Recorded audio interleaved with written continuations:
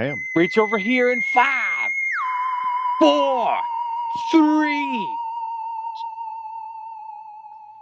And welcome to the podcast. Welcome to the vodcast. Welcome to the broadcast. Boys and girls, welcome to the show. This is Convincing Idiots. My name's Dean. Hi, I'm Brian.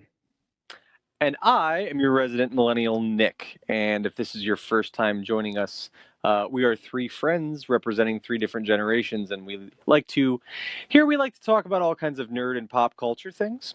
So if you have not yet, please go to our Facebook or our YouTube and simply search for Convincing Idiots.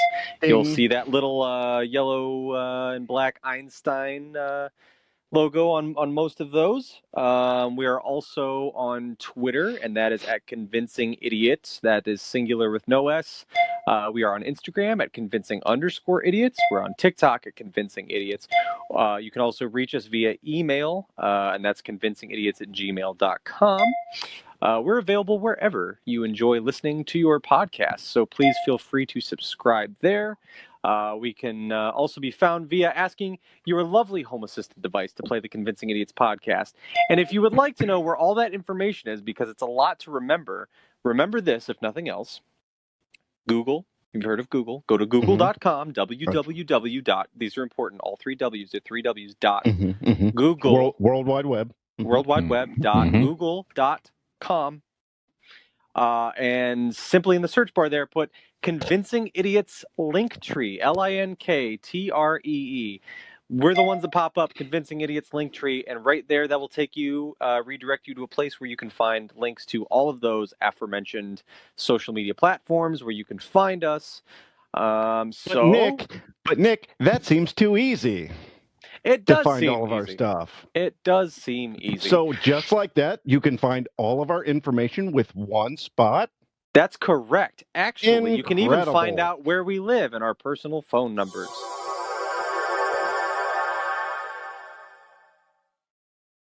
Wow.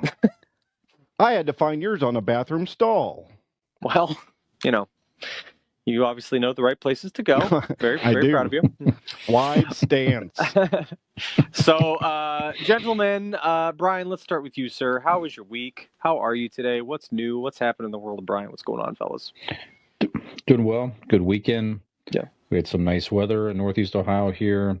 Went out and saw my first big local live music concert on Friday. So in downtown Akron, they have a weekly concerts that were all canceled last year for the pandemic. It's very family oriented, a lot of tribute bands, very, very cool. Is that still called Rock the Lock? Is that yes, the it name? Is. It is Rock the Lock. Right. Okay. Yep. So they had an AC/DC tribute band, Dirty Deeds. Give them a shout out. They were good, a lot of fun, a lot of people out.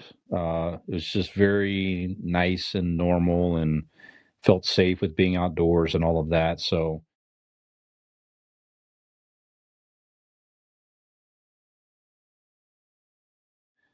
good people watching, fun stuff. One thing about that, when you have those 80s tribute bands like that, and there's a Van Halen tribute band coming later this summer, which would be really a must-see. These guys are actually quite good. It's a David Lee Roth tribute band. Atomic Punks, they're called. If you're in your area, go check them out, by the way. I can smell the stonewashed denim from your story. Yeah, some people, couple things some people kind of forget that this is not the actual AC/DC. Right. However, I'm going to party as if it were the actual AC/DC. And one thing that hit me there too, AC/DC has been around since now the late 70s or the early 70s. Excuse me, not even late 70s. Early. Like 73 or 2 was their first album, and I'm like, some of the crowd still wearing AC/DC shirts. I'm like, some of the folks getting a little bit older, 60s, 70s. Great to see people out rocking it out, but it does make you realize how some of that you're kind of aging a little bit. Anyway, that was a lot of fun.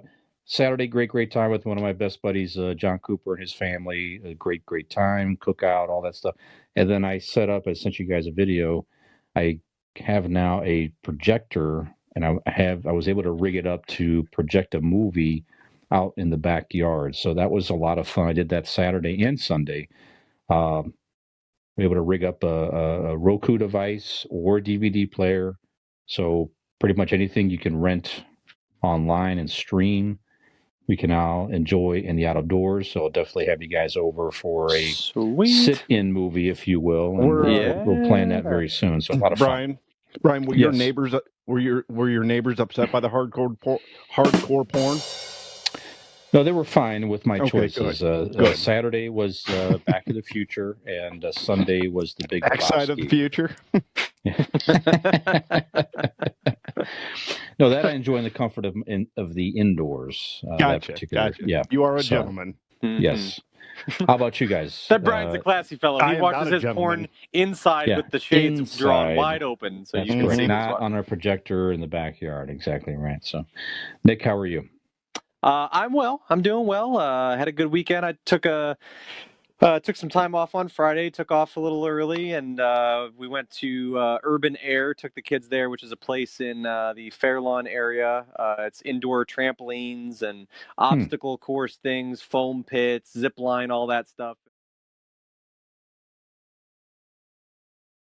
Really cool place. We'd been there one other time, but it was really cool. The kids had fun, and I like to consider myself a relatively active fellow. But when you're jumping around on a trampoline, you're definitely using different muscles. Like you're just sore, just beat the hell up from just falling around and jumping and stuff. But that was a really good time. The kids had fun, and just had a good weekend. Did some swimming and stuff like that. So hey, I swam with you. We did. I swam with Dean. We made our kids wait in the outside so we could have nice grown-up time in the pool together. I don't need interrupted like that. And it's like I'm trying to stare into my brother-in-law's eyes, they're just like jumping around and splashing and shit. It's kind of throws you off.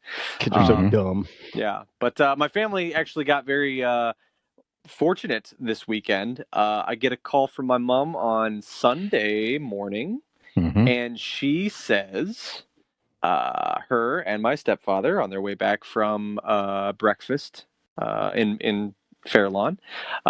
They're driving home on the highway, and they hit a deer on the highway. Oh dear! Whilst on their motorcycles.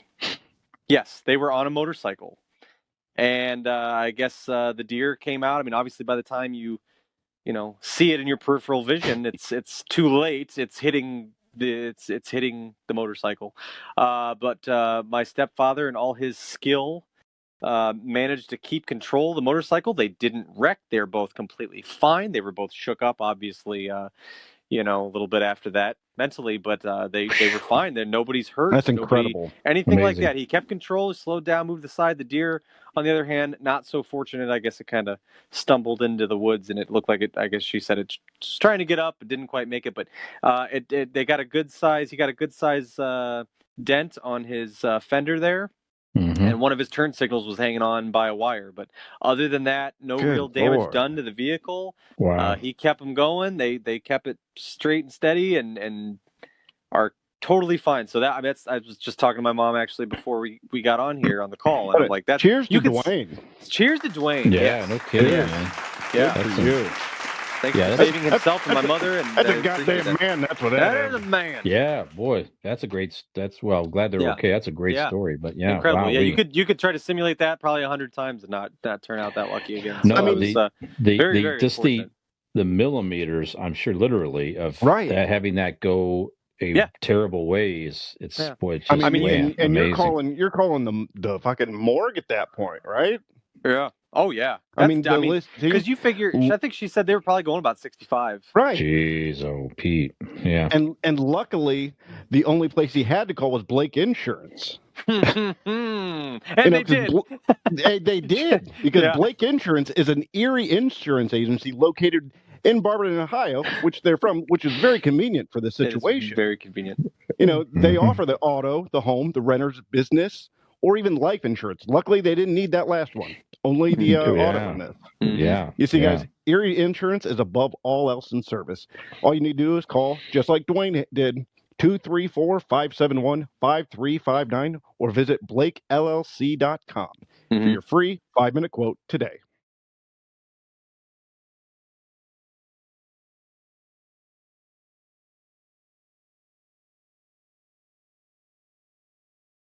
And Aaron, the gentleman he is, I mean, he does. He takes care of you. He was right on the line right when it happened. He actually even came out and put the deer out of its misery, I believe, on the side of the road. So it's, wow, that's service above all with his bare else.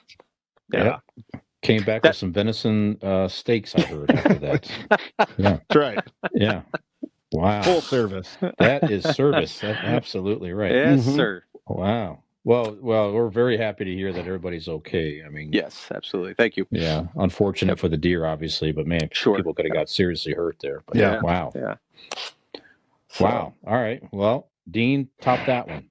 How many times did you escape death this weekend, Dean? Well, I took two, a 9 and a 6-year-old to a baseball game by myself. Oh, that's way harder. Okay. So I was, I had my own challenges for the. No, actually, the two kids were fantastic. They were well behaved.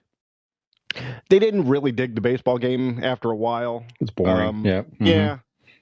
And the way the tickets set up is I was sitting, like, they were 2 seats in front of me, but I was one off to the side where I could see them and stuff, but I'm sitting there bored myself. I'm sitting getting hammered at two strangers. Right.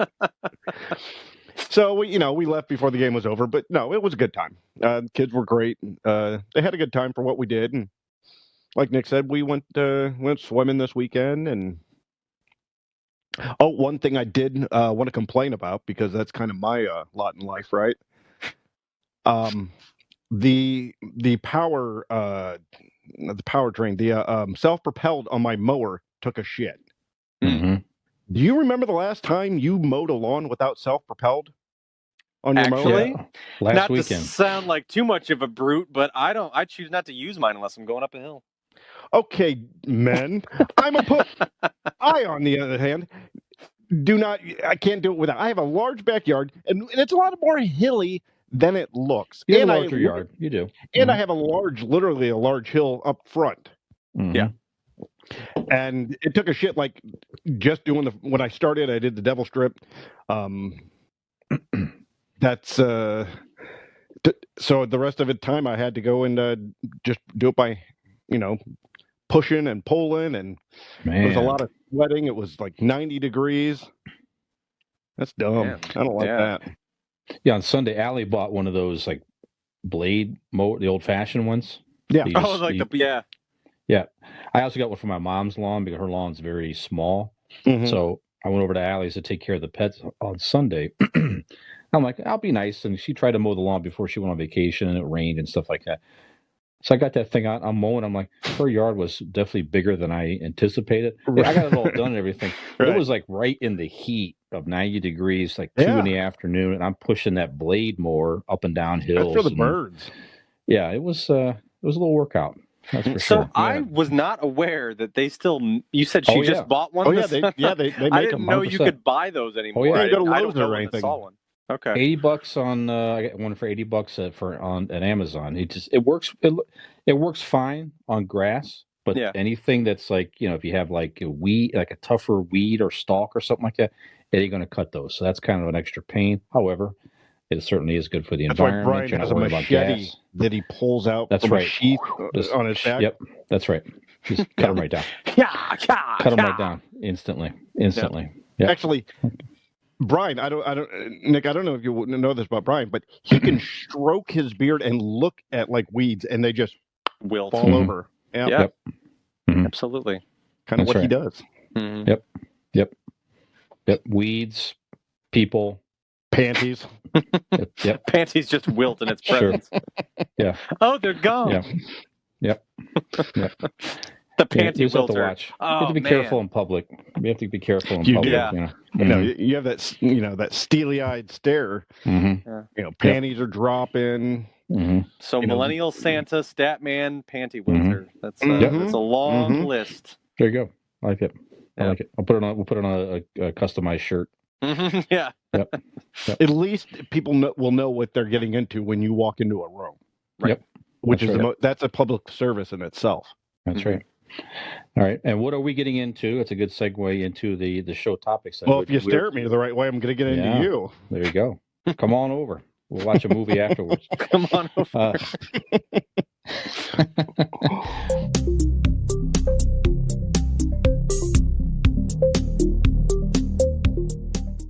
So no brackets, nothing like that. There's a lot of interesting pop culture topics and things floating around out there this week. So we thought we'd get back into some of that. And thanks again last week to my cousin Scott for joining us. Yes, it was a good time. Yeah, Scott's a good dude. Did learn, by the way, we did get one extra video view. My Aunt Corky did watch the show with her son. So yes, absolutely. And she, by the way, she picked Doctor Strange.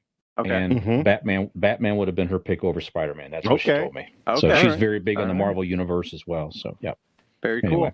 Yeah, she got a shout out on the show. We mentioned her. Yes. We were going through the family lineage there, so that's cool. Absolutely. Did she mention that I was her favorite idiot? No. Oh no, I'm sure it was her son. More of a Nick fan, eh? Yeah, that happens. You'll have that sometimes. So you guys had a couple of interesting topics, and we got a few other things at random. So, Dean, you mentioned a topic that you thought was kind of neat. Mm-hmm. Well, it's incredible. Mm-hmm. We have spent since the 1950s, the 40s or whatever, talking about UFOs and aliens, and you see all the movies and everything in pop culture, alien this, alien that, UFOs, and for the many years, people are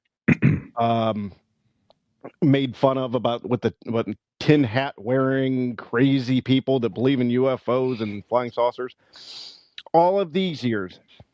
And now the government has come out and admitted, yes, there are UFOs in the sky. UAPs, they're calling them unidentified aerial phenomenon, UAPs. Okay. And the government has come out just recently.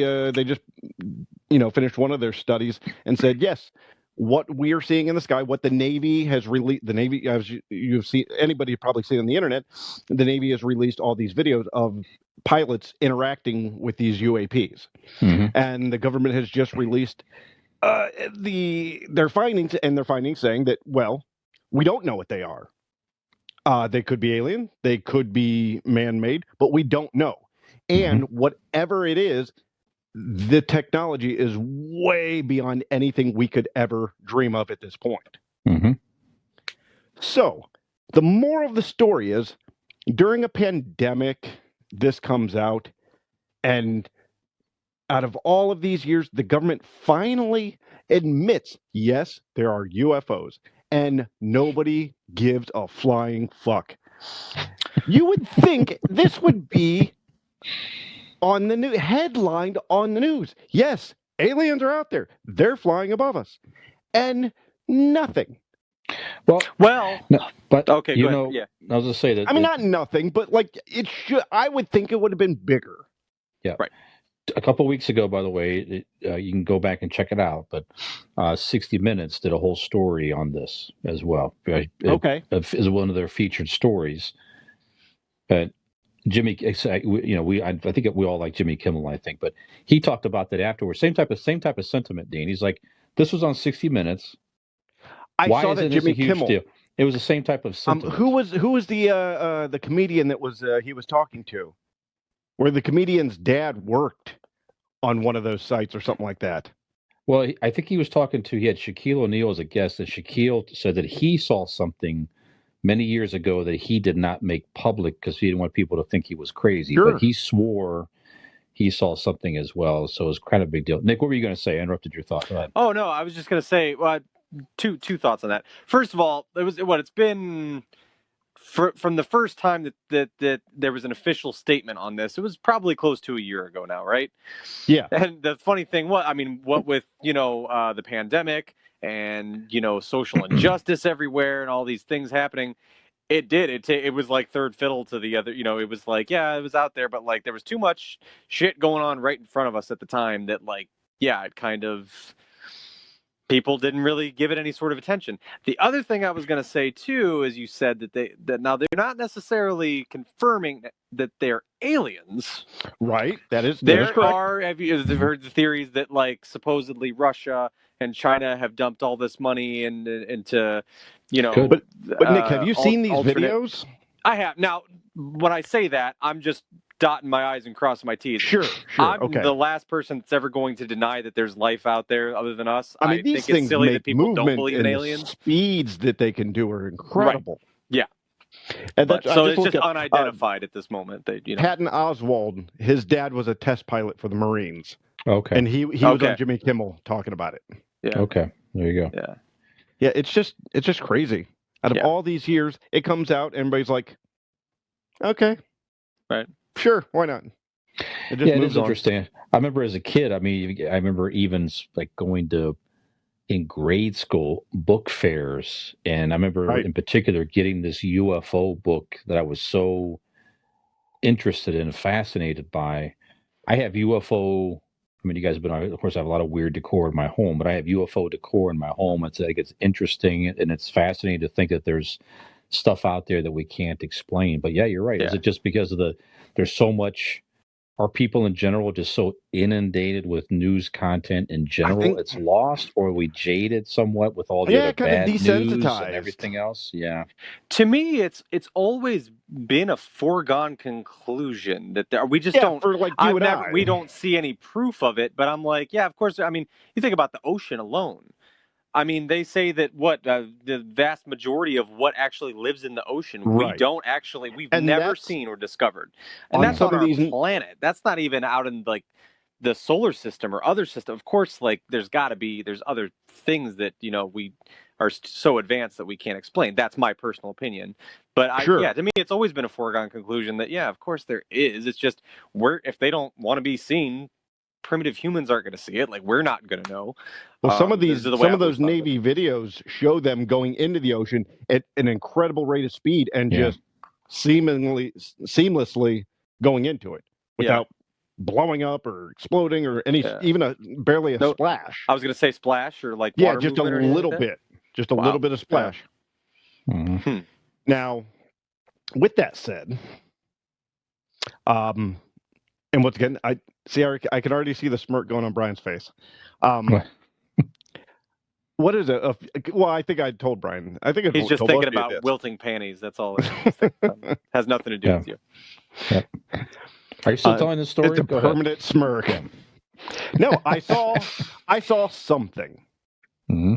I was going on 76 West, right by Akron, the clock, the Goodyear clock, right there.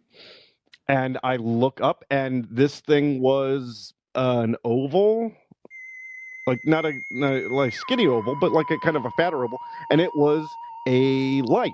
It was, I don't want to say glowing, but it might have been reflecting from the sun, but it was bright, and it was just kind of zipping across the sky. When was this? It had no wings. This was a few months ago. Decent. Yeah. Okay. I don't know what it was. Once again, I didn't see any wings. I didn't see any tails. I didn't see any propellers. It was moving quite fast and smooth. I don't know. I can't say that it was UFO or, I mean, actually, yes, it was UFO. Well, it was unidentified by you. To me, right. And it was flying and it was an object, so yes. But like I'm watching some of those videos that the Navy released, and I'm like, fuck, that's the shape that I saw. I mean, their videos are in black and white, but that's the shape. That's the exact shape that I saw going across the sky in Akron. Interesting. Right, so do you think in our lifetime we will ever have any definitive proof or be visited or anything like that? Not visited, but you think so? Think it's going to come out that either it has happened? Do you think 5 years? Yeah. Within 5 years. I'm guessing shorter. I'm giving 5 just to be a safe bet. You think this is the first pull to thread and it just unravels from here, like information just starts rolling out? Like, well, now that, we're not chastised and looked at like we're crazy because of it, it's been stated by the government that there are, unidentified flying objects. You think people roll out now and be like, here's what information we have? This is the government. To me, this is the government dipping their toes in that water to gauge the temperature of the public. And to them, they dipped their toes in, and the water was tepid as fuck because nobody cares. You know what I mean? It's not. Oh, this is scary because it's hot, or it's they're no. Well, It's there's just too many things to worry about. I right. think right So now. you could go full disclosure and come out and go, yes, we've had, and they've admitted that they've been doing, stuff like Project Blue Book after Project Blue Book went away. Mm-hmm.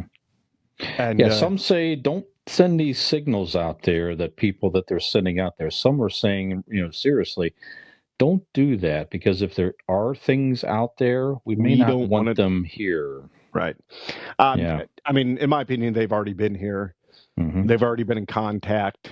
The government knows and is in contact with them. That's just my opinion. Some may have ran or have already run for political office for all we know. Right. It is a strange, Yeah. Oh shit! Nobody even cares. All right, Zamzaboo, come on out here with the press conference and just tell people what you're here for. That's it is interesting. It seems like if you are an alien race, seriously, if you are thinking about taking over this Earth, it seems like it would be fairly easy to do. Oh, yeah. All you have to do is get a social media account, and you could, and I'm not even kidding, you could wreak a lot of havoc on the Earth by doing simple things like that, and it's very, very easy to disrupt a lot of people and get a lot of people riled up. That's right, alien race. You out there, you sitting on your alien couch could be an intergalactic QAnon, and you could actually cause a ruckus. You could take over very easily. You never know. We're very distracted and very easily manipulated. So you never know. Yes, our podcast recently, as I shared with you guys, we just crossed over into another country, Egypt. So somebody out there may have listened to us for 5 seconds or 10 seconds or a full episode. We're waiting. We want to see Mars or some other planet. Let's go. Pick us up. That's what we want. I know that there are alien bases on the moon. Let's get them on board. Yeah. Yep. We'll keep watching the app. Analytics. The analytics will be a key. Yeah, I think so. Especially after this episode, I feel. Right. This is it. This is the one. Yeah. I cannot wait to go forth in my life after tonight and be like, hey, will you check out my UFO podcast? Make sure you listen to my UFO podcast.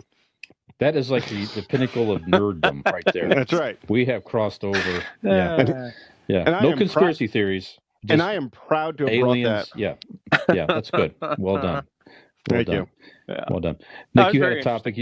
Yes, very interesting topic. Well done. Yeah. Nick, you had another topic as well. Yeah. I was just wondering if you guys had heard you guys are familiar with Danny McBride, right? He's Eastbound and Down, and he's been in a bunch of movies, Pineapple Express. Very good in that movie. This is the end, all that stuff.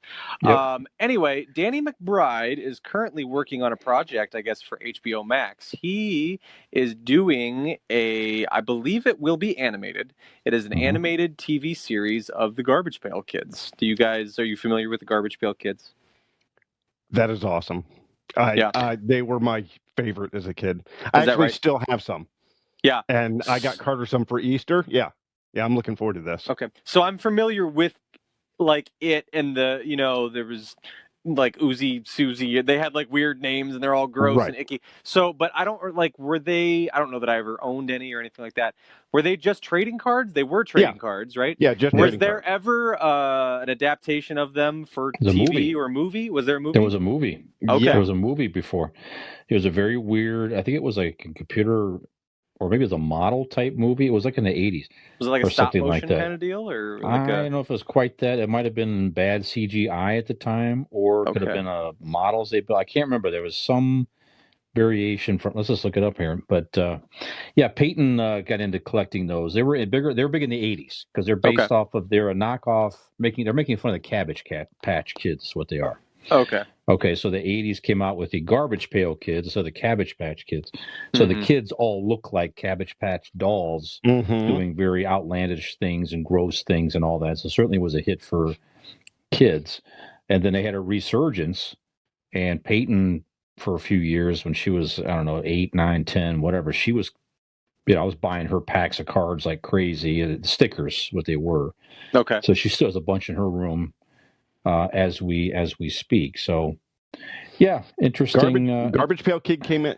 The movie came out in 1987. There you go. Okay. It is. The trailer looks. I mean, I'm gonna mute this. I'm gonna look at it because I don't think we can do the volume for the rights thing for YouTube. So I will look at it. Yeah, 1987. Wow. It listed as an adventure comedy family musical. It Yeah. well, Yeah. well, there's an ad playing. But go ahead. I'll let you. No, I'll give you my. it looks like bad details. animation at the time. To me, it looks like bad puppeteering, like bad makeup. Oh yeah, like that's what it is. Suits and yeah. So there's people in It's like those horror movies at the time, like the. It's now on Blu-ray. Yeah, so it's like like you say, that some of those bad B horror movies back then. Yeah, almost like that's exactly what it looks like. The Leprechaun or whatever. Yes. Like the although that was somebody in makeup and But yeah, we get there's a lot of those movies like that.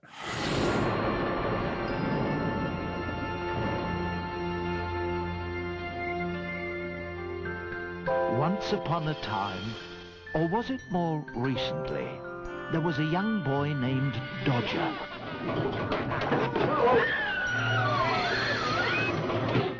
He was the sort of child who was always left out of things. Each day after school, Dodger works in a junk shop owned by the mysterious Captain Mancini. Witch's broth and vampire's brew make these clothes as good as new.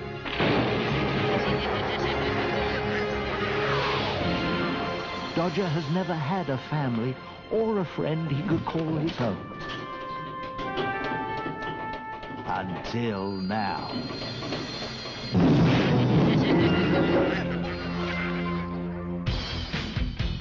What's that?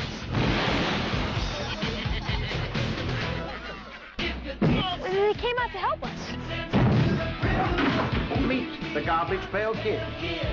Starring Nat Nerd, Windy Winston, Messy Tessie. Give him a chance, Tangerine. You'll like him. Alligator, Valerie Vomit, Lisa Gregg. I'm gonna get fired for this. Foul Phil. Nice and it totes. The Garbage Pail Kids movie. They may not be pretty, but boy, they make great friends. Starring Anthony Newley and Mackenzie Aston. The Garbage Pail Kids movie. So this looks like a. Do you remember Critters? That's it. Yeah, stuff like that. Yeah. Okay. Yeah. It's like if Critters and the Ghoulies, the Ghoulies. Remember that? Yes. Came out of the toilet. That little little creature out of the toilet in the movie poster and stuff. See, this would be like if the Ghoulies and Critters had sex with Weird Al Yankovic's movies. That's what this would be. There you go. Well, I'm sure this new one will be it'll be a hit. I'm sure it'll be a hit. Well, Brian, if there's any movie that should be screened in your backyard, you're inside my brain. That's what I was thinking. I was like, can we watch that? The three of us watch along. The original? Yeah. Yeah. 87 right here. Oh my God. Yeah. And the trailer keeps getting fucking better and better. Yeah. Are you guys? So I will turn this off. What? Peyton is a good deal younger than me, but probably like 10 years or so. But you guys familiar with a movie called Munchie? That was So it was It's kind of like that. Like a boy discovers. It's similar to like a Gremlins premise, really. It was probably early to mid 90s. A boy discovers this ancient treasure box thing, and there's a legend, and it's this little creature, but basically it almost kind of like is like a genie kind of thing. It like grants him wishes and does like magic and whatever, but it's kind of like what you guys are describing the animation at the time, like kind of is halfway like a puppet kind of, but yeah, so I don't know. I think let's do that. Let's watch one of those. Cool. We could easily set that up and film it and see what happens. Garbage Pail the movie. That'll be great. Yep. Okay. Do you guys remember Mac and Me? It was once again same kind of puppeteering, really awful. It's one of the worst movies of all time. As a matter of fact, you can find that if you are a Mystery Science Theater 3000 fan. That is one of their better episodes. Movie. Nice. Yes, it was very, very good. And actually, there's a side note there too. If you haven't watched this, Ties to Mac and Me, check it out. Paul Rudd. You know this joke? Yes. So Nick, for years, you know this bit. So Paul Rudd for years and years and years, from his very first appearance. Yeah, go on the Conan O'Brien show. Every time he come on to promote something, he's never shown his own movie. Right. He'd always show this clip from Mac and Me. It's a strange clip. It's a kid in a wheelchair flying down this hill. Okay. And the kid's like, and the kid literally flies off a cliff in his wheelchair and lands in a river or something like that. And the alien pops up. He's like, oh, so the alien winds up rescuing the kid. But it's just that scene of the kid flying down the woods the past in his 20 years. Paul Rudd has shown that clip. Yeah. I mean, I'm talking about, like he said, his original movies, or his early movies, up through like Ant-Man and Wasp era. All right, so let's go ahead and show a clip. He knows it's coming, and then Paul Rudd always tries to deflect it. I'm sure at this point Conan fully expects it, and it's a big joke anymore. Right. Yeah. But it's pretty good. Just pull up Paul Rudd, Mac and Me, Conan, something like that on YouTube. And get a good laugh out of that. And Paul Rudd is so good. A straight face. Right. Describes it. Even when he comes back, still straight. Yeah, it was kind of a crazy, whatever. Very, very good. When I did a Conan O'Brien about 15 or 16 years ago, I think it started when I was, might have been like maybe 40-year-old virgin, something. It might have, I set up a clip. They cut to a clip, and so I set up the clip, and then I just showed the clip from Mac and Me with the kid going off the cliff in the wheelchair, and then I went back again to promote something else. It was like the last episode of Friends, and I said I actually have some footage from this, and so a clip from the show, and I set it up very seriously, and then just showed that Mac and Me clip. And I have. Is it always been him going down the hill? It's the same clip, and I've been doing it for 15. I swear on my mother's eternal soul, I've never seen this, and that's the clip I referenced from the movie because it was always. It really affected me. It has now gone on to such crazy lengths where I have shown the clip, and then it cuts back, and I said, look, the studio got very upset when I did that. They take clips very seriously. The only way they would let me show that clip is if now I show a clip from the real movie. So they're like, okay, fine. And I show the clip again. So every time I'm trying to do it. And so with this, when I did Ant-Man, I actually had to work in Ant-Man into the clip. But it's just a running joke.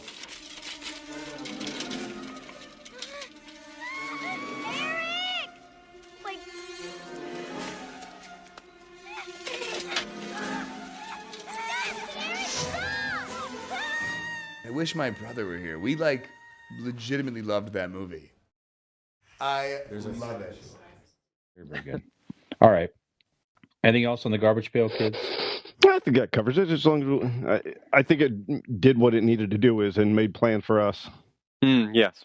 Yeah. Yes. Yeah. Mm-hmm. That'll be good. That'll be interesting. All right. It forwarded the plot of the episode, which is more than what we can say about The Last Jedi. Oh boy. Bum, bum, bum. Yeah, that's right. That's right. You might understand it more. Okay, I got just a few things at random here. Apple TV Plus. All these pluses drive me crazy. Because they already got you subscribe to everything else, and now they got Apple Plus. So add-on. For God's sakes, I mean, come on. It's a new cable, really. Yeah. Anyway, Apple TV Plus, they're giving Peanuts, so the comic strip Peanuts, Charlie Brown and gang, a glimpse of it's a new documentary about the cartoon, Who Are You, Charlie Brown? They're working on. Charles Schultz's wife, Jean Schultz, is in it. Drew Barrymore, Al Roker. So there's a few people in there talking about the Peanuts gang and the story and all that stuff. And the Snoopy show, I guess, debuted back in February there. So the documentary will be released this summer. So are you interested? Does Peanuts, has it Has it passed by? Is there an new audience for this thing? Are you guys interested in the Peanuts anymore? What are your thoughts on Charlie Brown and gang? I would be more interested in the documentary than another like Charlie Brown show of any sort. Yeah, that's passed me by, but I think it would be interesting. I love documentaries, and I love like behind the scenes of different entertainment aspects of things. So I'd be interested in seeing a documentary, I guess. Yeah. Nick, it'd be interesting. I personally like. So I always enjoy watching the Christmas Charlie Brown. Mm-hmm. Very, very good. It's a classic. But as far as like the Peanuts in general, I've never understood the appeal. Maybe it's because I'm younger or whatever, but like it's kind of boring and the kids are boring and the main kid's real sad. And I don't know. It's very all of the mundane other kids cartoon. are just dicks. Yeah. Like, I like Schroeder because he just plays his piano and he's not an ass to anybody. He kind of just ignores everybody. Right. But Linus it's very is a nice kid. Linus is a nice kid. All of the other ones are shit garbage children. I'm not a big, I was never a big, I was not, I don't know. I guess I just never really understood the appeal. I don't hate Peanuts or anything like that. I just never quite got the appeal. But I do enjoy the Christmas one. It's kind of reminds me of being a kid. That was the one I saw the most growing up, obviously. I like the Great Pumpkin, Charlie Brown. That's good. Yeah. Mm-hmm. So, but yeah, I mean, a documentary might be kind of interesting. That'd be kind of cool. Yeah, I'm with you. I mean, I'm interested that Charlie Brown was actually based on Charles Schulz. I mean, he suffered from depression and he viewed himself as Charlie Brown. So it'd be interesting to kind of see that. I'm sure they talk about that in this documentary. Right. I'm pretty sure. Yeah, and to get his perspective from his wife. The older stuff, like my grandparents here had a lot of old Peanuts books and stuff. I think my uncle, when he was younger, Uncle Gene actually, that we talked about with Scott's dad, I think he was a fan. So there were old books around here filled with some of the older strips. It's if you go back and read the old stuff, it's pretty smart stuff. I mean, it was he was kind of beyond his, I mean, there's a different tone. Also very religious tone to it. I don't know if I remember that, but you're right. I mean, certainly in the Christmas special, obviously. Right. That's probably the only Christmas special they still show. Right. I'm not even kidding. That mentions Christmas and that is right out there in the open. They'd never edited it out. They always show it, which I think is fantastic. If you're religious, you have that every year. But yeah, I don't know. I'm with you. I don't know if I necessarily look forward to new Peanuts content, but I'm interested in the story. So okay, all right. Let's see what else here. Oh, did you? I'll mention real. I'll mention real quick. Please go ahead. On Netflix, June 30th, I believe. Yeah. It is America the Motion Picture. Okay. This is it's a chainsaw wielding George Washington. Teams with a beer loving bro Sam Adams to take down the Brits. It looks like what was it? Henry, the African American guy with the hammer and the railroad. Oh, yeah. Right. Yeah. Yeah. Mm-hmm. I mean, but it's in the commercial. I mean, it's a cartoon, and in the commercial, I think he screams, "Let's get this fucking revolution on!" All right. So this is the end of the month. Yeah, it's R-rated. It's it looks like June 30th. Say it's a movie or a TV show. Movie. It looks like movie. Movie. Okay. It's very good. Jason Channing Tatum, Jason Matsoukas. I'm probably pronouncing that wrong. Olivia Munn. One of the girls in the background, I can't say who it is, but she's like raising up like Scarlet Witch out of the air. So yeah, it looks fun. Nice. I'm interested. Interesting. If anything, get a Google the trailer. It's good. Yeah. Independence Weekend viewing seems like right there. Absolutely. Yeah. Oh, that sounds fun. You know what we watched this weekend? I forgot to bring up. I was going to bring up in my weekend recap. Dean, I don't know if you guys watched it yet, but on Disney Plus, it came out in April for premium, but it now is available for just regular if you have regular Disney Plus.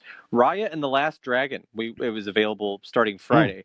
Very good. If you got kids, even if you don't, it was a good movie. It was, what you can expect from the, newer animated Disney movies. Nice lesson to be learned, and it's a, very visually cool and interesting story. But yeah, that's a good one. Okay, very good.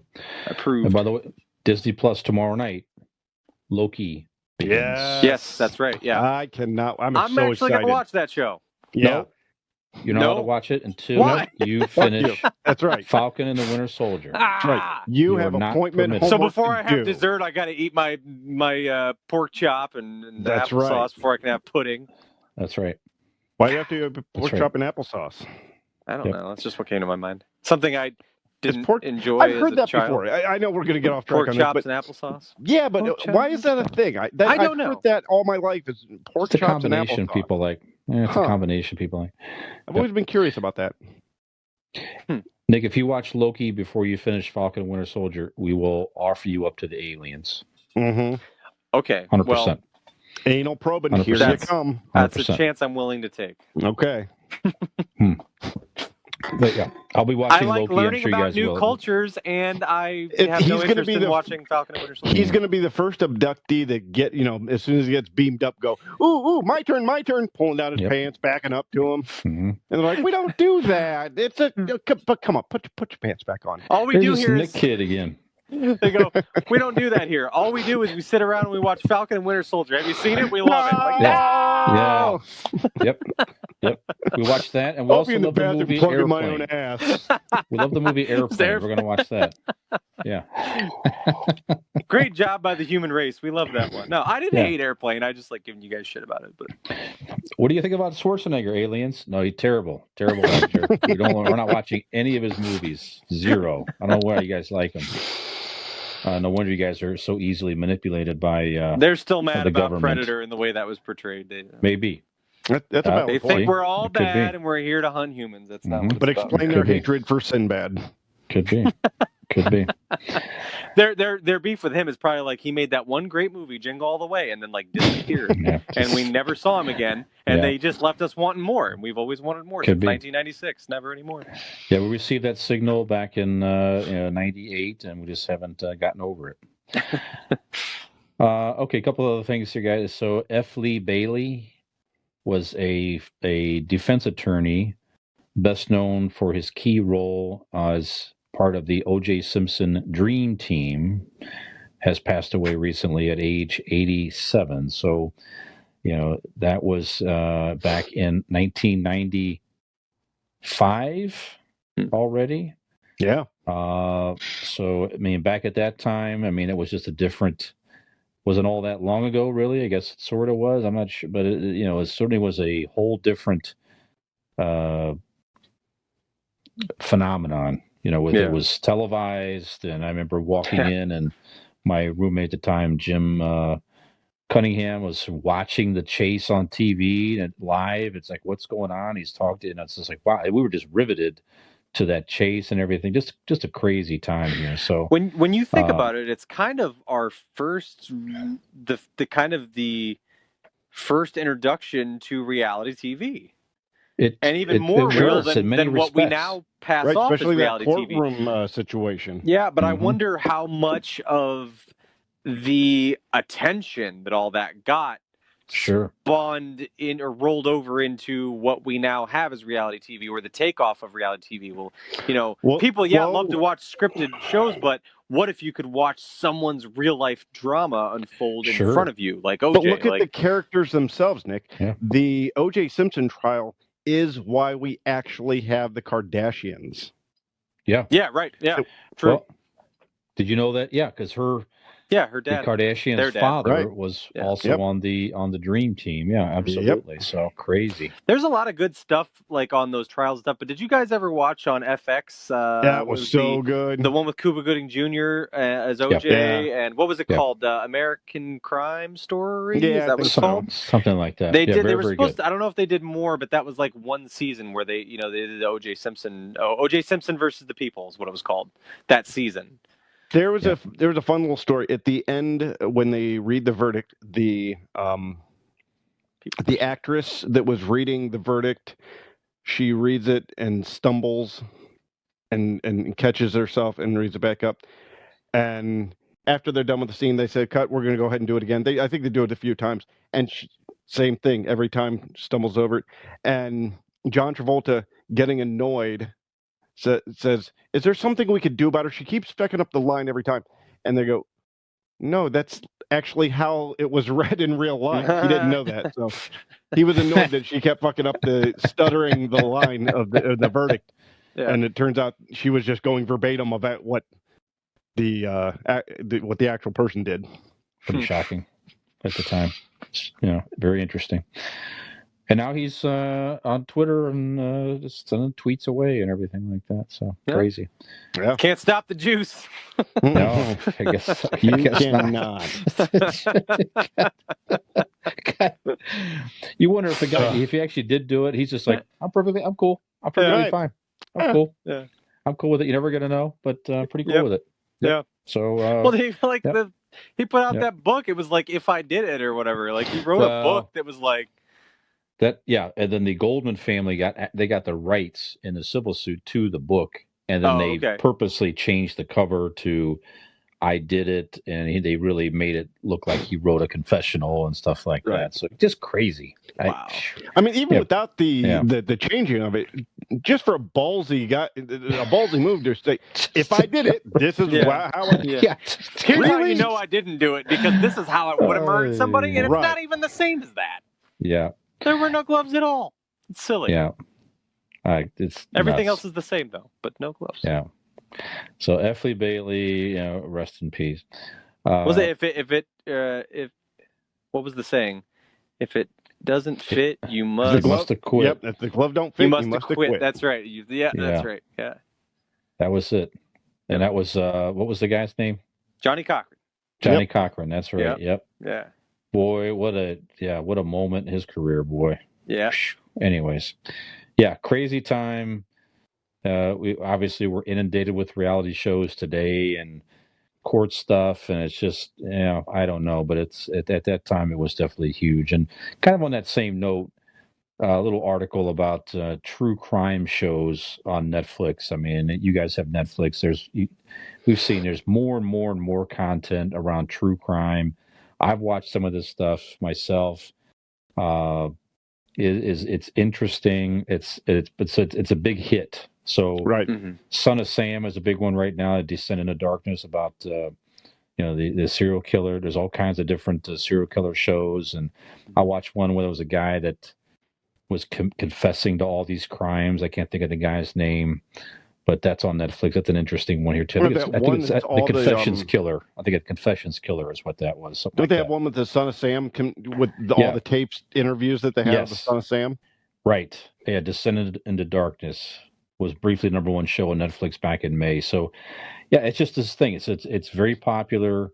So it's just kind of like, why are people into this type of stuff? Are we fascinated by how the brain can operate in a darker way, or what's the appeal about true crime shows? Are you interested in these, or go ahead? I think a part of this is we could go back to what we talked about earlier with the aliens. We as a society is desensitized. Yeah. We see so much shit, so much violence, so much sex and drugs and rock and roll that nothing phases us. You tell, back in the day, you'd have to, people really looked at like the ratings. I'm sure maybe some parents still do look at the ratings, do what they're going to show their kids. But by the time you're like, okay, Susie, I think you're going to be able to see this R-rated movie. By that time, she's already seen three-fisted anal gangbangs online. So it's all desensitized to her by the time she sees actual horrible shit. Right. So you think that's what it is? Go ahead, Nick. What do you think? I was going to say, I think it's part of it. Yeah, I'm not saying all of it.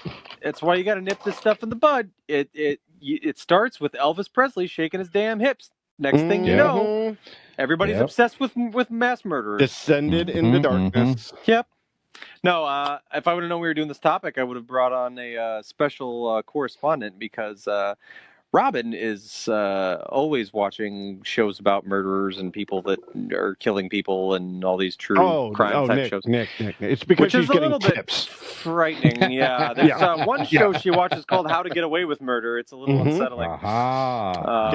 Yep. But it's I guess it's a thing amongst people in general, yes, but I'm always seeing like these memes and things like that about like amongst women are very interested in like murder shows. Like it's a thing. Maybe that's kind of like a take it back to the power thing, because for so many years, even to today, women are carrying around keychains with mace on them. They've always got to be prepared, if they're walking to the car, who's around them. There's a whole just an unfortunate mess of things women have to go through and deal with because of, well, let's face it, stupid ass men, right? And I think to watch these true crime shows and to watch this violent, I think psychologically it could be some sort of way to like take a power back or to feel a bit of power back. Yeah, I could be talking my ass. I don't know. Right? No, it's interesting, and the article here mentions that some people, his opinion of this person here, that they, where it is here. Sorry, they show that. Okay, because most true crime media focuses on cases that have been solved, seeing the judicial system in action or as a force for positive change in some cases can also be empowering. So that certainly has the case is going to be solved and how they go. And that was actually, some of these are very Unless interesting. you hear Robert Stack's voice, then that shit is not going to be that's not going to be solved. Yeah, you're exactly right. But there is a documentary about the Nick did not get that joke. Yeah. America's Most Wanted. Yeah. No, Unsolved Mysteries. Oh, Unsolved Mysteries. That's it. I remember that. Yeah. Yep. Also from Airplane. There you go. Yes. Thank you. Yes. Thank you. Next time on Unsolved Mysteries.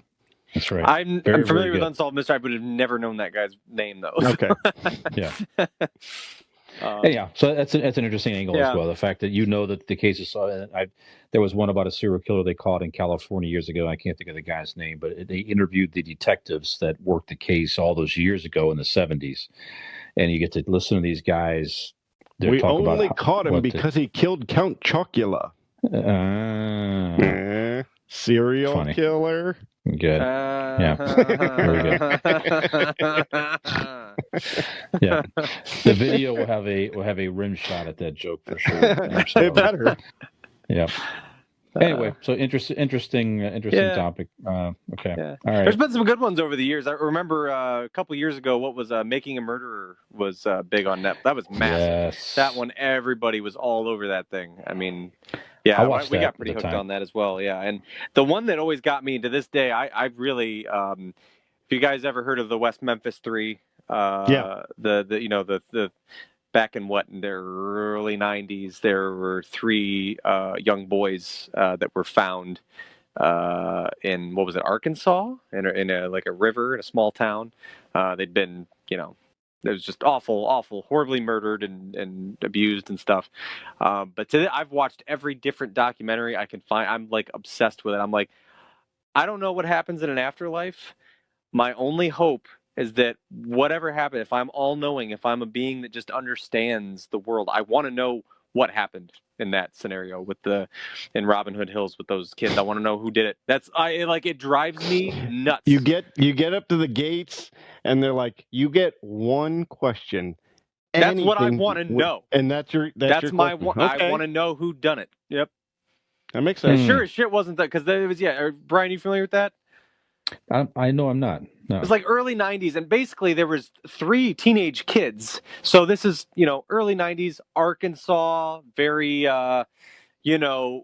traditional, church-going folks. And these were young kids in high school that wore all black and listened to Metallica and had long hair. And, they were just outcasts. They were weird, real punks. Yeah, they were punks, right? So they basically based on nothing other than the fact that the community basically didn't understand them, and they seem to be kind of outcasts. They were convicted of this crime. Each of these kids did like, I mean, Eccles, I think he did like 18 years or something like that. So they did like a long time for this crime that they did not commit, and there was really never any evidence that they did.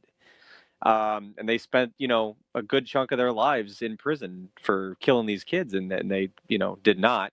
It's just fascinating. And, I mean, these kids have suffered all kinds of things. I mean, being in prison for, people think you killed, murdered and gagged and bound, children and dumped them in a lake. I mean, these people were obviously not treated too kindly in prison, and, they've had to deal with all the ramifications of that and fighting for their freedom years after being incarcerated. It's pretty interesting stuff, but yeah, it drives me nuts. That one really hooked me, and like I said, I've watched a bunch of documentaries and read books and things, and like it's just that one is very fascinating to me.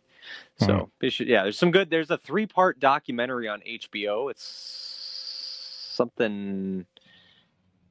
If you search like West Memphis 3 or whatever on Google documentary, there's different stuff, but there's a 3-parter on HBO, and they did one like every few years. So it kind of follows it through the process of the initial crime, and then years later after they've been in prison, and then, the online movement and people, they're still raising funds to get them it. out and things like that. I mean, I believe all 3 of them are free men now.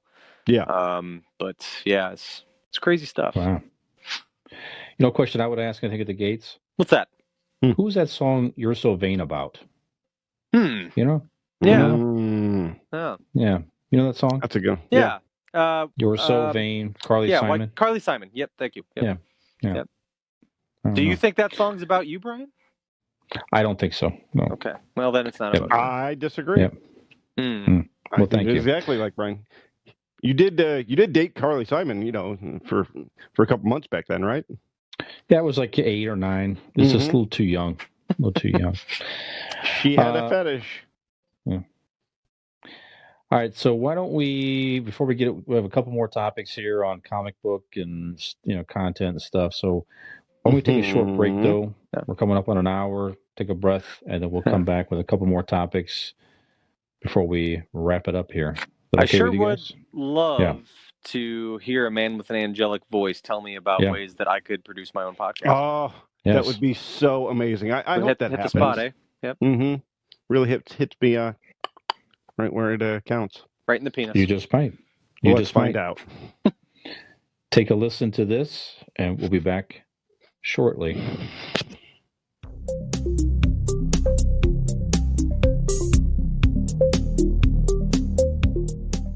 Four, 3.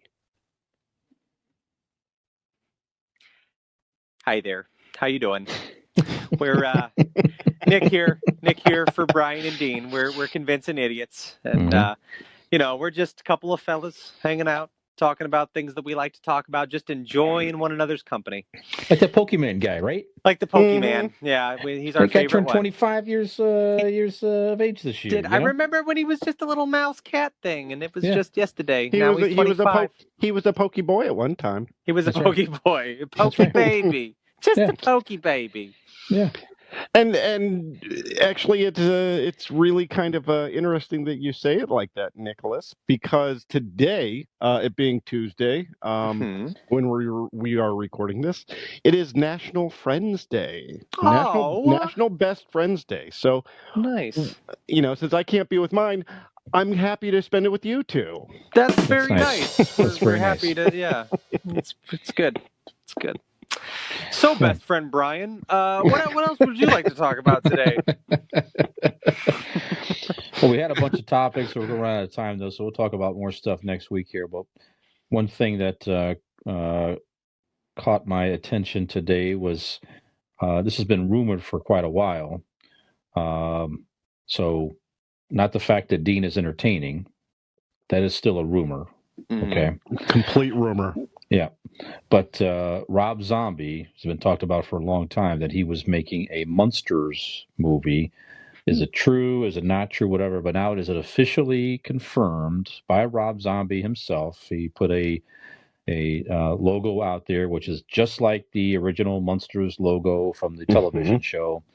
So it's going to be in theaters and on Peacock, the NBC streaming platform. How they do this, we're not sure. I assume it's a theater movie or first. a series? Yeah, it's going to be in the theater and on Peacock. So I think it's just a movie. Okay. And then I assume they'll see where it goes from here. Now, maybe if it's a hit in the theater, perhaps they will make series on Peacock. You never know. But I know Rob Zombie. I'm a big Howard Stern fan, and Rob Zombie has been on Howard Stern several times, many throughout the years. Yeah. Even years and years ago, I remember one particular interview where Howard Stern is also a fan of the Munsters, and he had Rob Zombie over to his house. They were watching the Munsters and talking about it. Yeah, just a huge. So Rob Zombie, I know, has been a huge fan for several years, legitimately. He's been trying to do this for many years. So I feel like, as a true fan, he'll do this correctly. I hope. Now, is this going to be comedy or horror, drama? A comedy. I think it's okay. It's so is this celebrating going to be the Rob original Zombie's series. First non-horror thing? Yeah, I think so. I don't think has he ever done comedy? I don't think so. I don't think that he did. No. I mean, House of a Thousand Corpses was funny, but I guess that's dark different point of view. Yeah, that was going to be my question. Is it? Yeah, I mean, what does this look like? Do you think is it a typical Rob Zombie movie? Do they try to put a spin on it, or do you think it's just he's going to put his own little twist on it visually? We'll say. Yeah. And stay, like you said, he's a fan, so maybe kind of he like stays how more Tim true Burton's to version and vision of Batman. Sure. Yeah. Yeah. All this content, all this stuff like this, is like we talked about this last week, even with the Star Wars and the new creative director and all that, or maybe 2 weeks ago now, but just in the Marvel Universe, all this stuff that's successful now, let the true fans take control, right? Do something. They're going to honor the original series or movies or content, whatever. They're going to, like you say, they're going to put their creative spin to it, if you will, but they're going to do it right. They're not going to screw it up like some of this other garbage that we've had to endure over the years. So, I know I could keep complaining about Sony Marvel products, for example. Just to me, it's just crap. Let the fans do it. So I think Rob Zombie will do right by this series as a true fan. I'm interested in it. I was a big fan of the Munsters as a kid. That's when I grew up. We had a lot of reruns from old 1960s and 70s shows, and that was definitely one of them. So I've watched all of these episodes. They were on Netflix for a time. I don't know where you can find the original. You can get them on DVD sets and stuff. I don't know where you can find it streaming these days. I'm sure it's out there maybe. But anyway, I'm interested. So Dean, Munsters, interested in the show, the old series? Yeah. I would be interested in watching them do the Munsters, even if it was somebody else besides Rob Zombie. But you put Rob Zombie behind it, now I'm completely on board. Mm-hmm. Yeah, I think it'll be a cool touch to it, especially now finding out that it's going to be a comedy. I'm interested because, like you said, on Howard Stern, he's been on for years. He is an entertaining guy. He does have a sense of humor. He is funny. So to see what his humor looks like on screen mixed with his horror-esque visual appeal, I think that's going to be super interesting. Yep.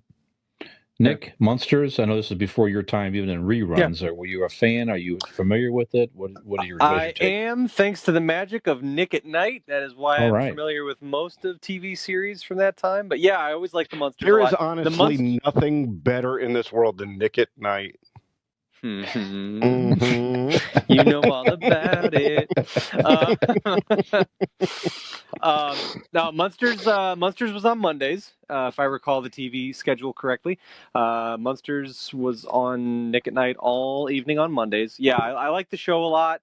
I enjoyed it. I'm just going to pile on to the things that Dean said, but yeah, I mean, I'd be interested to see what a Rob Zombie version of that looks like. I think it should remain a comedy because we don't need a horror version of the Munsters. That's not what it is. No. So yeah, like I'm definitely interested to check out what that looks like. I think in my head I kind of picture what it is, kind of. If you like, we kind of mentioned earlier, like some of the B movies, like the scary movies that are kind of almost comical because of how over the top and ridiculous they are. Maybe something in that vein. Maybe not necessarily in the gore factor, but makeup and maybe visually, yeah, it looks like pretty legit, and they You'll look see like an actual like Frankenstein. Yeah, and it looks intimidating, but then it takes the edge off because it's funny, and really, and at that time when the Munsters came out, the original television show, I mean that's what it was. It was they based on appearance alone could be seen as I don't know, scary or whatever, eerie, obviously out of the norm. But yeah, I mean the plot lines and things like that. I mean it was a funny show, and so I'm definitely interested to see what that looks like. Yeah, very good. Yeah, we talked about the Munsters a little bit on our Mother's Day special. We talked about the Munsters, one of our favorite mothers, and yeah, the appeal of that show was, as we said before, was these were monsters, but who viewed themselves as a normal, loving family. That's what they were at home. Mm-hmm. Marilyn was a beautiful girl that was part of the family, and she thought she looked odd and different being because she didn't look like her family. So it's just, I'm sure that theme will resonate in the new movie. At least I hope so. That we're scary, we don't view ourselves that way, but it's still a nice, clean, wholesome family at the end of the day that others found weird and scary. Where maybe the Munsters were a lot more normal than a lot of other people around, with their values and so forth. So. Yeah. Anyway, I think though, I think what's going to be important about it is who you cast. Yes. I mean, that's going to be. I mean, who would you cast in that? John Hamm is Herman Munster. Ah. Ooh, I like that. Nope. He'd be great. He's got comedic chops. Yeah. He could pull it off. Mm-hmm. Is Rob Zombie's wife going to be Lily? I don't know. I don't think it's been said yet. Certainly she'll have a part in it, right? Yeah. Sure. Yeah. I don't know. I don't think anything's been hinted yet. And that is the number one casting. You know what I mean? I mean, everybody else you can it's important, but Herman Munster is the right. You got to get that right. Yeah. If you get that right, everything else could work and fall into place. But you got to get that right. Grandpa's pretty important too. Yeah, he was true. Pretty, funny and central part of the show. Are any of them still? I know Butch Patrick is still alive. Eddie is still alive. He'd have to do a cameo. You have to do him somewhere. Yeah, you have to, right? Yeah, maybe absolutely. Like as one of the townspeople, like the mayor. Yeah, he's got to be in it in some capacity, or maybe as a werewolf or something because he had the werewolf doll or something. Right. Who knows? But yeah, you have to. Who was the Oh Jesus! The grandfather from Everybody Loves Raymond. Oh, he's dead. No, is he? Yeah. Oh, okay. Yeah, he was the guy. Yeah, yeah. What about Ed Asner? Is he still alive? Ed Asner's alive. Okay. That was Peter Boyle, by the way. Peter Boyle and Young Frankenstein and all that too. Yeah, he passed away a few years ago. Yeah. But Ed Asner could do it. I've got one. He's been Grandpa. Okay, go ahead. Mark Hamill. I like that a lot. Definitely comedic. That's a winner. Yeah. Hand over the creative, Rob Zombie. I've got it. I got John Hamm. I got Mark Hamill. We're good. He doesn't fill itself out. Let Rob Zombie do creative, and you will do casting. Yes. Right. Yes. I think that works. That. Mm-hmm. John Hamm and Mark Hamill. Yeah. I like this a lot. I think Mark Hamill could pull off just the vibe, his personality, and the way I could see him in that role. And you can make him you could dress him up to look however you want. I mean, sure. And I don't know where you put her. Once again, kind of like the cameo for the original Eddie Munster. But I'd like to see Elvira in there somewhere. Mm-hmm. Yes. Just out of I don't know why. Be a cameo, right? Oh, make her the normal girl. Well, but she's a little old to be that, though. Yeah. Lily was like a teenager. Yeah, that's true. She was younger. Yeah, that's true. Yeah. but at least a cameo would be great. She could play. She could be herself in the movie for all that matter. But or be funny. It could be interesting to say if Elvira actress was herself and just was there. Yeah, playing like somebody. She's the mayor. Like Eddie, original Eddie Munster. I can't remember what his guy's name was. Is the mayor, and she's the mayor's wife. That's pretty good. Both dressed normal, and yep. I like it. Who could play Lily? Oh boy, I mean, that's going to be the easiest one because you have such a wide range of beautiful actresses, young actresses in Hollywood. She didn't have she didn't need like the best comedic timing in it. You know what I mean? Mm-hmm. Yeah. She didn't get a whole lot of jokes, so you don't really need to go the funniest. Who played Catwoman in the Christian Bale movie? Who was that actress? Anne Hathaway.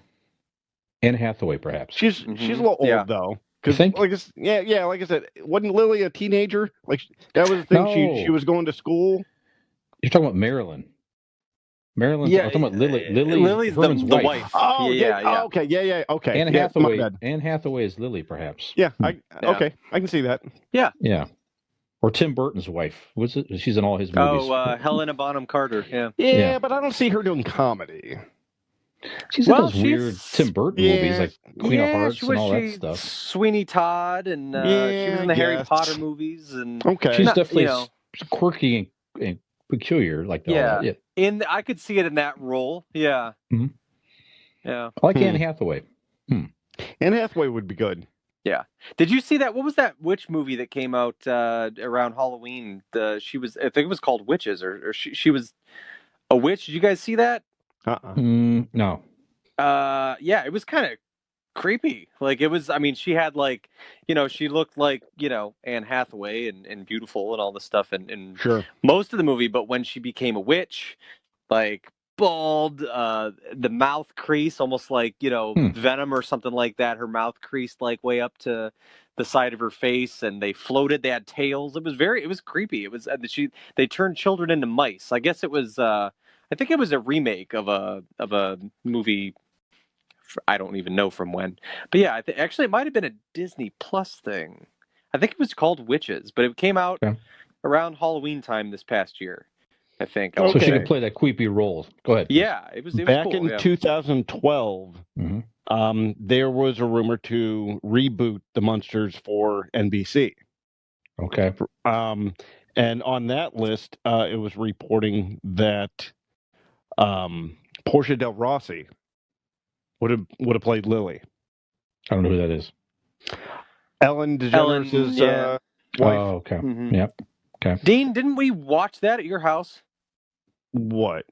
This did it happen? Did it happen? Did it happen? We watched something. We watched. They made one episode of Mockingbird. Yes. That's what you're thinking of. The Mockingbird Lane. They made a TV reboot. Okay, yes, that's it. Aired one special. Yep. It never was picked up as a series. Right. I was saying we watched because the boys were babies. Like Lane and Carter were little babies. Who was that? Mockingbird Lane.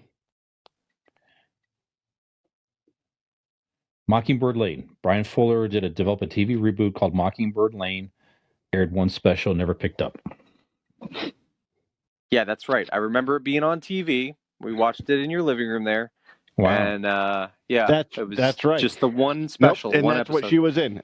Eddie Izzard was the grandpa. Jerry O'Connell was Herman, and Portia Del Rossi was Lily. Yep. There you go. Okay. I have to take a look at that. Trying to get images what Jerry O'Connell would have looked like. See, now, see in this, I barely remember it, but showing here, Jerry O'Connell was just Jerry O'Connell. There's no makeup. He didn't play the Frankenstein. Correct. Yeah. Let's get out of here with that. No one wasn't picked up. Right. Shouldn't even aired the special. Exactly. Hogwash. Yeah, hogwash. Exactly. Shenanigans. Yep. I'm calling goddamn shenanigans. Well, I won't stand for any baloney. What else is hogwash? I'm afraid is that we've come to an end of another episode. We have. Because we could keep talking for a long time, but it's late. Dean is fully cooked. cooked. To turn the air conditioning off to yes, film I need this. to turn my air conditioning. Yeah. This is so I'm very hot and sweaty. That's You're right. More actually exciting topics. Go ahead. You're getting my screen damped from your side of the screen. Yeah. Well, that's only because you staring at this open chest here. So right. Yes. There's a lot of moisture going on your side. It is glistening, actually, underneath whatever pendant that is. It is. I tell you, I'm sweating. Your medallion, fucking Barry Gibbs over here, fucking chest hairs and medallions, and god damn. By the way, Barry I'll tell you, the only thing I'm trying to do is I'm just trying to stay alive. That's right. Very good. Barry Gibb made a new album, by the way. Did some collaborations with different current artists. Allie turned me on to it. Check it out. Nice. If you're an old Bee Gees fan, you can find it on Apple Music and some of the streaming services out there. I fucking love the Bee Gees. I don't even give a shit. Me too. I love the Bee Gees. It's excellent stuff. Yep. Absolutely. All right. So on that note, we'll end on a high note, like the Bee Gees singing. Staying alive. Staying alive. Excellent. Nick, do you want to remind the folks where they can find us? Yes, I'm sorry. I'm a big fan. You can sing it like the Bee Gees. As much if you would as like, I love the Bee Gees, yes, please. I'm just as big of a fan of the Barry Gibb talk show that Jimmy Fallon used to do on SNL. Great skit. Yeah, great skit. It's good stuff. You do not try to joke me down on my own show. I'm Barry effing Gibb. You think I'm here to pulling my Australian pot all day? I have a show. I will murder you on national television. Then you, Nicholas, you should go ahead and let the fans know where to find us in Barry Gibb's voice, please. I would love to. Well, you can find us by simply searching for Convincing Idiots on YouTube, Facebook. Also, you can head on over to Twitter. On Twitter, we're at Convincing Idiots with no S. We're also on Instagram. On Instagram, it's Convincing_Idiots. We can also be found on TikTok. On TikTok, it's, you guessed it, that's right, it's Convincing Idiots. At Convincing Idiots. If you want to drop us an email, you can go ahead over to convincingidiots@gmail.com. Let us know what kind of things you want to hear about. Also, don't forget, we're available wherever you like to listen to your podcast, whether it be Google or Spotify, or perhaps even Apple Podcasts. Don't forget to ask your Google Home Assistant device to play the Convincing Idiots podcast. Oh, be sure to head on over to our one and only Convenience Linktree. That's LINKTRE. So, for another episode of Convincing Idiots, I'm your resident millennial, Nick. I'm Dean. I'm Brian. Best outro ever. I would convince you that's right to go ahead and check out the brand new Monsters reboot, directed by Rob Zombie. Good night. Good night.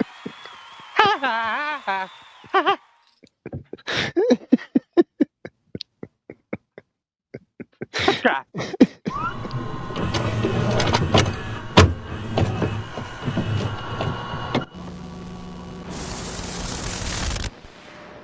Ham gravy.